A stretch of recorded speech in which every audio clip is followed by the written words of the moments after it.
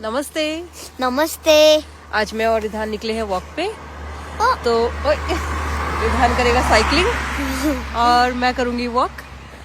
तो हम दोनों का हो जाएगा कैलोरी बर्न। कोशिश करेंगे। हाँ। नो तो समझता सब है। Ridhan you understand Hindi? तुम हिंदी समझते हो? नहीं। हाँ नहीं। थोड़ी बहुत। तो चलो लेट्स स्टार्ट। तो यहाँ पर एक्चुअली डबल ट्रैक्स होते हैं।